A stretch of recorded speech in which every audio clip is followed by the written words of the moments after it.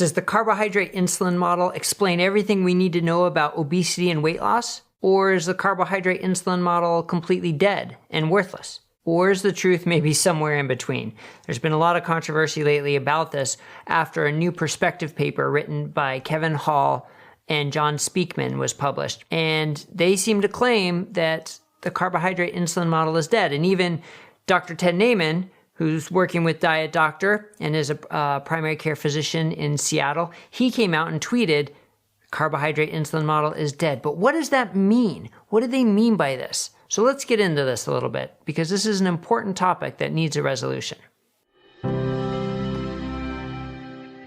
I'm Dr. Brett Scher, the medical director at DietDoctor.com. And as I mentioned, there was this recent perspective published as an editorial in the journal Science.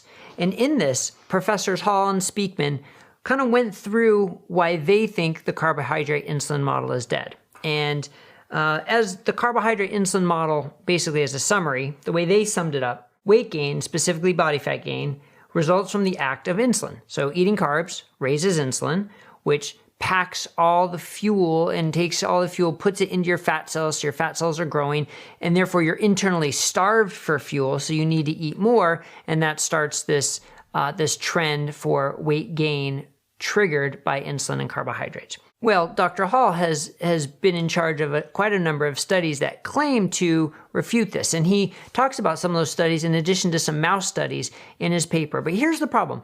All of his evidence that he uses to refute the carbohydrate insulin model is really suspect science.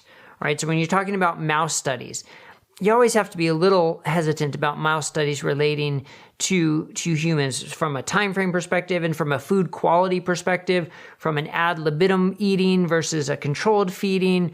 So I really question how that mouse studies apply. But then he talks about his human studies, one being a 2-week study. And as Dr. Ludwig proved in his meta-analysis and many of his articles, that a true low-carb adaptation period needs to be at least 2.5, if not 4 weeks long. So a 2-week study really doesn't get to the bottom of that. And we covered that in another video and article. And then he talks about a 4-week study, which was, of course, a non-randomized study that had its own methodological flaws. So does the evidence he used prove that carbohydrate insulin model is dead? Well, probably not. But here's the thing. Do we have evidence, strong evidence, to say the carbohydrate insulin model as stated is true and responsible for obesity? No, that we don't have either. So Dr. Ludwig has done great studies, including a 5-month study showing that resting energy expenditure goes up when eating a true low-carb diet. Okay, that makes sense. That's pretty impressive. He also has the Kevin Hall's own study, which was reported as a negative study about low carb, still showed that those eating low carb had a resting energy expenditure increase of more than 100 calories per day, which is not nothing, just a lot less than what they expected and powered their study for. So how do we make sense of all this? Do carbohydrates and insulin matter? Absolutely. And as we're going to hear, I'm going to interview Dr. Ted Naiman in a little bit at the end of this video. And you'll understand the position of what he means when he says the carbohydrate insulin model is dead. What he's talking about is the model of internal starvation. Because what happens when you have hyperinsulinemia and insulin resistance, your triglycerides go up, your blood sugar goes up. That's fuel in your bloodstream. I just question whether or not you can use that fuel efficiently. But the model as it exists may not explain everything. And actually, Dr. Ethan Weiss put out a great tweet as well. Do we have to believe that the cause of obesity and the treatment of obesity are exactly the same? It's sort of like the old saying, apples and berries and oatmeal didn't get us into the obesity crisis, but they might also not be the way to get us out of the obesity crisis. So when I sit down to talk to a patient or when I try and give advice, I'm not talking about the carbohydrate insulin model, but I'm talking about a way that you can reduce your calories in a sustainable way that lowers your insulin, that helps you reduce body fat, preserve lean muscle mass, where you're not hungry, where you're not lowering your basal metabolic rate, where you're getting adequate nutrition and you're feeling well. So what is that pattern? Well, for a huge number of people, that is a low-carb diet, that reducing carbohydrates in that way works. And we have evidence to support it, and certainly we have lots of anecdotal experience to support it. It is a science-backed approach. Is it the only approach? No, it is not. How do you explain the people who eat 85% carbohydrates, 10% protein, and 5% fat, like those in the traditional Okinawa or in some of the other blue zones, and they are not obese? They do not have metabolic disease. It's clearly the carbohydrate insulin model doesn't explain everything, but they live lifestyles where they are insulin sensitive, where they are active, where they're out in the sun. They don't overeat calories. They eat maybe twice a day. They eat until they're 70% full. They have so much different lifestyle.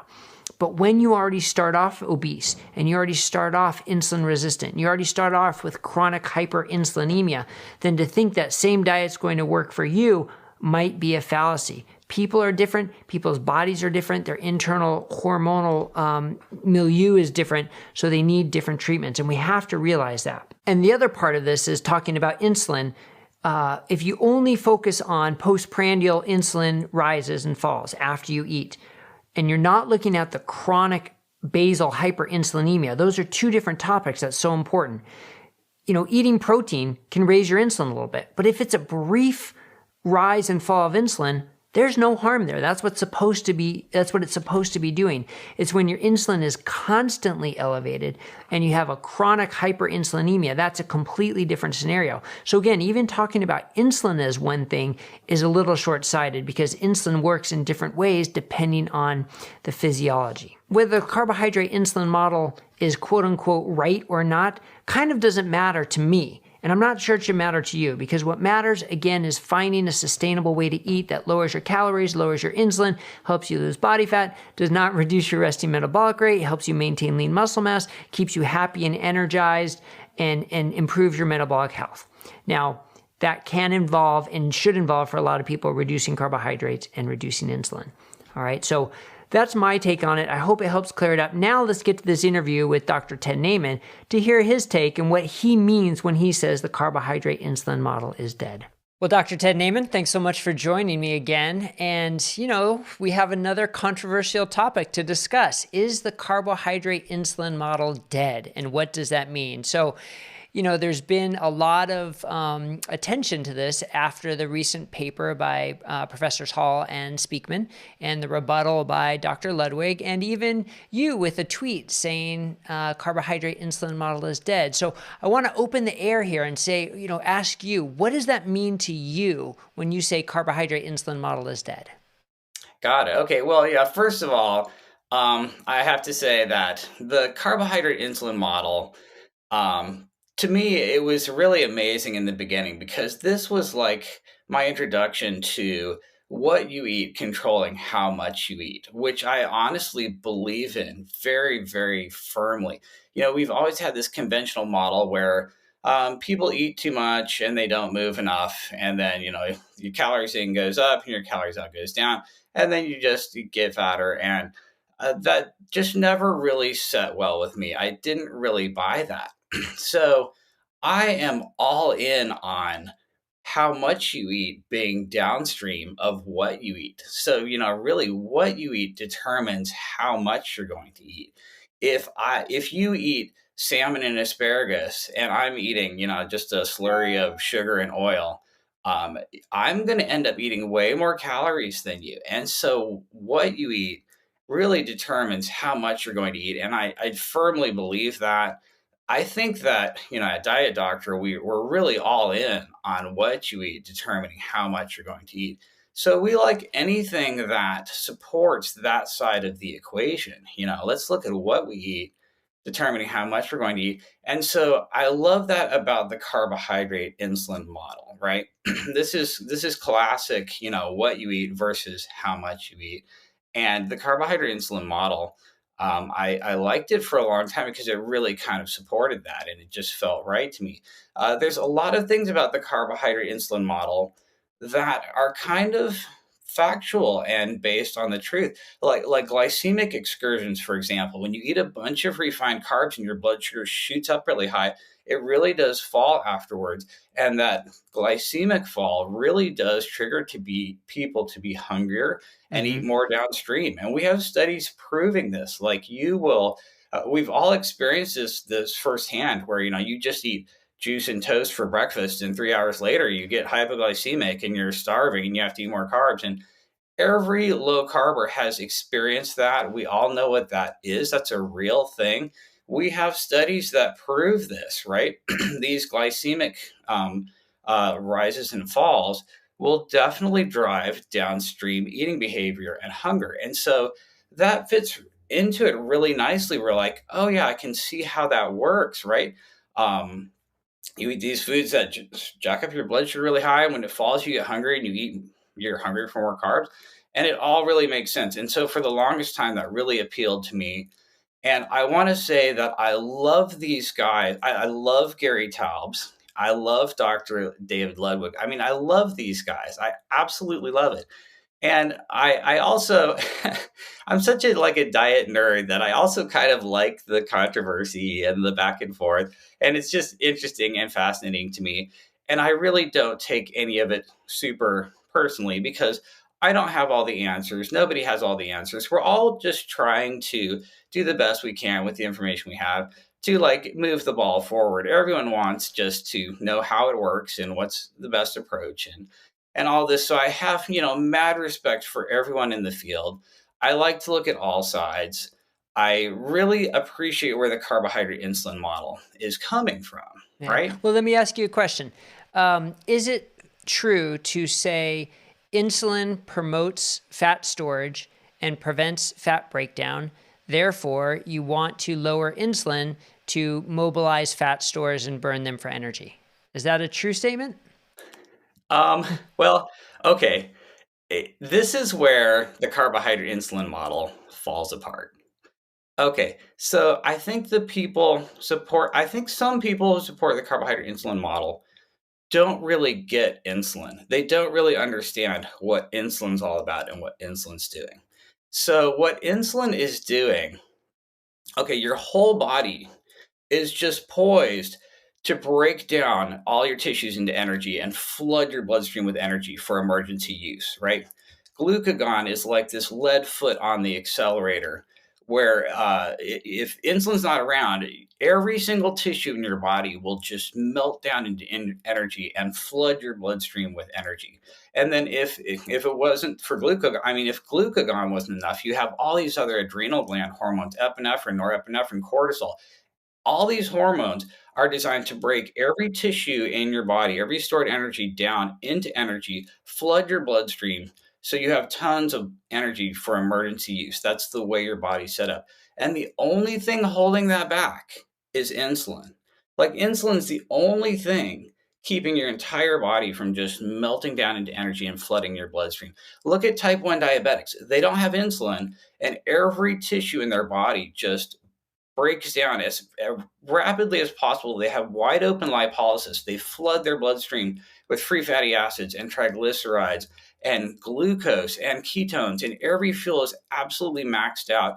And then you give them insulin, and that all stops. So, insulin is the only thing keeping your body from just flooding your bloodstream with energy. Like right now, you're sitting there in a fasted state, and the only reason the free fatty acids in your bloodstream are not, through the roof is because insulin is constantly detecting the fuels in your bloodstream like a thermostat, like a fuel pressure sensor. And the minute your free fatty acids go up too high from lipolysis, your insulin goes up a little bit imperceptibly and tamps that back down. So you're constantly sitting there with a perfect amount of fuels in your bloodstream when you're fasted, thanks to insulin and the thermostat in your pancreas just sensing fuels. And when they go up, insulin brings them back down.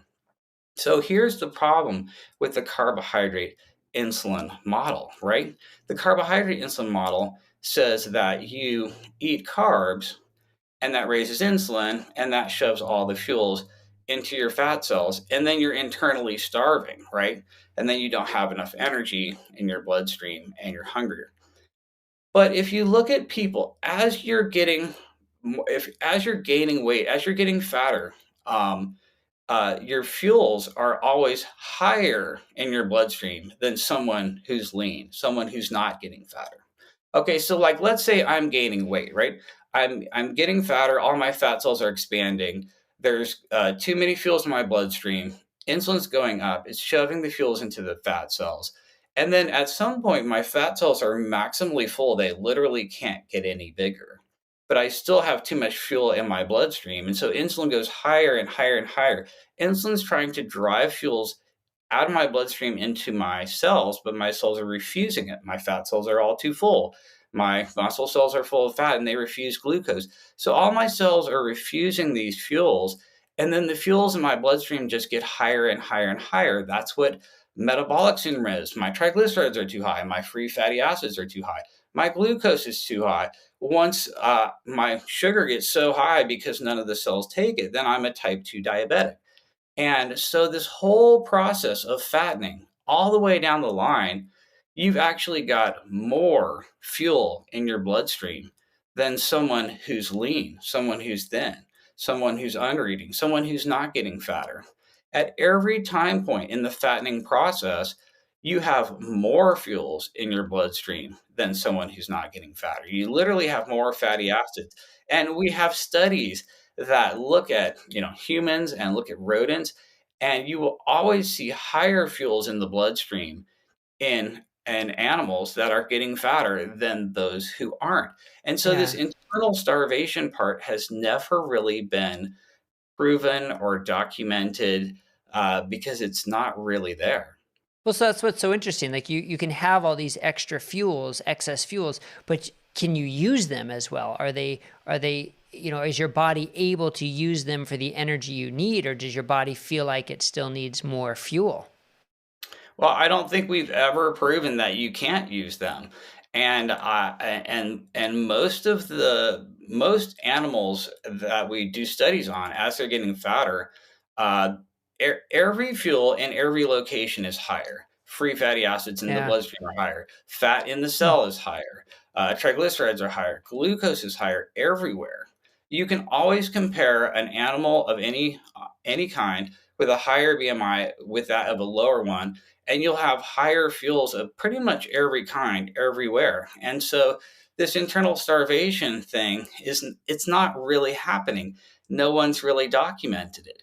Well, And so so that's a good point, though. So you're talking about the internal starvation part of the carbohydrate insulin model, but right, which does not mean insulin is unimportant for weight gain and weight loss. And I think that's right. one of the assumptions that people make when someone says the carbohydrate insulin model is dead. I think the interpretation is frequently, how can this person not think carbohydrates and insulin are important for weight gain and weight loss? But those two things aren't saying the same thing, are they? Not at all. And in fact, so like, if someone asked me, well, then why are people eating fatter? The reason it really all comes down to satiety per calorie, right? So if I eat food that has amazing satiety, protein and minerals and micronutrients, but just 1 calorie, and I eat it, and I'm not hungry, I'm going to lose way more weight than someone who's just drinking like sugar, oil, slurry with 10,000 calories and zero protein, zero fiber, and zero micronutrients. They're going to get horrible satiety per calorie. And so it really comes down to satiety per calorie, and refined carbs are terrible for satiety per calorie. They're absolutely terrible. So it's easy to see how someone's eating refined carbs. They have horrible satiety per calorie. You eat your cereal and your Wonder Yep. Bread, you're going to be starving 3 hours later. You have no satiety and a ton of calories. Those refined carbs have tons of caloric density. And so you can see how, well, your blood sugar is going up and falling. That makes you hungry. You ate something with no satiety and tons of calories. That's going to make your satiety per calorie horrible. You're just going to eat more later. And it's also spiking insulin the whole time. But you can kind of see how I can see how we got there. And I do believe that refined carbs are a big problem, but it's not from the insulin. And here's another point: refined fat.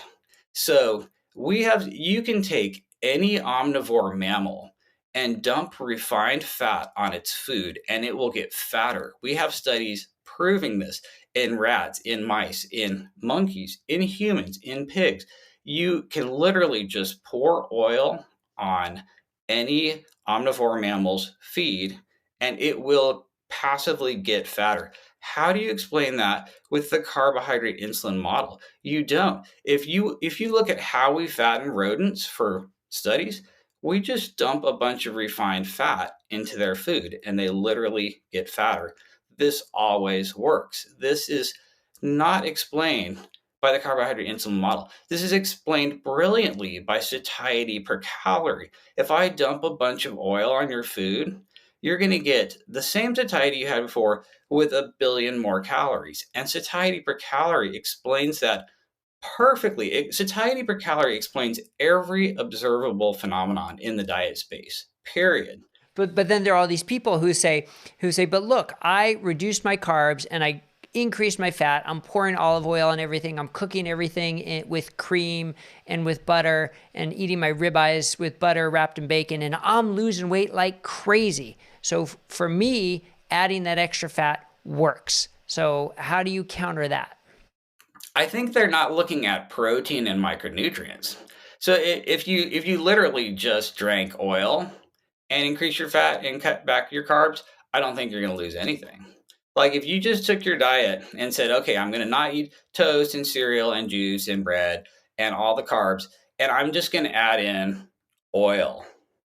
Yeah, you're literally just going to do a lateral satiety per calorie. And I would say you probably won't gain or lose anything. You'll just be absolutely the same. Like you've literally just traded refined carb for refined fat, and you're going to have a net gain of zero any way you look at it. And that, interestingly, the carbohydrate insulin model would say that if you did that, you would lose a ton of weight. And I kind of don't think you will, because I think the satiety per calorie won't be improved. And we have animal studies that show this. If you isocalorically replace a refined empty calorie carb for refined empty calorie fat, everybody's still the same. That's why, we have such a fervent belief in calories in, calories out.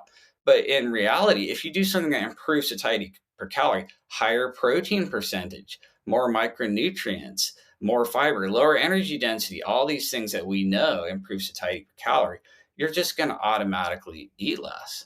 And we have look at the Kevin Hall study where he, gave low carb plant-based versus high fat animal-based. In this study, the low fat plant-based group actually ate 700 calories less a day and lost more fat. And the reason was it had less than half the energy density. So the satiety per calorie was way higher because vegetables have amazing satiety per calorie. And so there are a lot of factors that change satiety per calorie that have nothing to do with insulin or with carbs. But what they have to do with is empty calories and energy density and protein percentage and all these other factors that are important.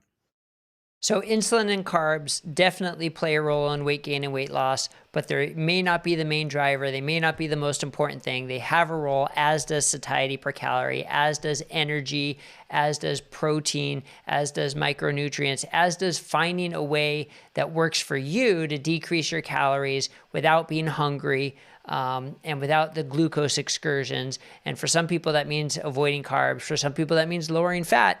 But for most people, it means making sure you're getting adequate protein and adequate nutrients. Does that about sum it up? I think that sums it up. And anytime there's a major controversy, the answer is always right down the middle somewhere. That's All like right. the cheat code. Yeah. All right. Well, thanks, Ted. I appreciate you taking the time to help clarify the nuance that sort of needs to be discussed in this important topic. So thank you for joining me. Oh, my pleasure. Thank you. All right, there you have it. There's the summary from Dr. Ted Naiman. You can see his passion and his energy when he talks about this. And this concept of internal starvation when triglycerides are high and glucose is high as part of the carbohydrate insulin model is really interesting. And that he thinks that's where it sort of falls short. But again, as you can hear, he believes insulin plays a role. He believes carbohydrates play a role. So I don't think we need to be so mutually exclusive and say if the carbohydrate insulin model is quote unquote dead, then that means carbs and insulin have no role. That's not what he's saying. That's not what I'm saying. I don't think that's what anybody's saying. And even Kevin Hall noted in his paper that insulin plays a role, which is good to hear him say. So carbohydrates and insulin absolutely play a role. But let's put things into perspective. And let's think a little more broadly and nuanced about this topic. All right. Hope that was helpful. It's definitely controversial. I'm sure we're going to get some comments and some notes below. Please do so. We want to know what you think because this is controversial and we want to help people find the way to achieve healthy weight loss and metabolic health that works for them. All right. Take care, everybody. Have a great day.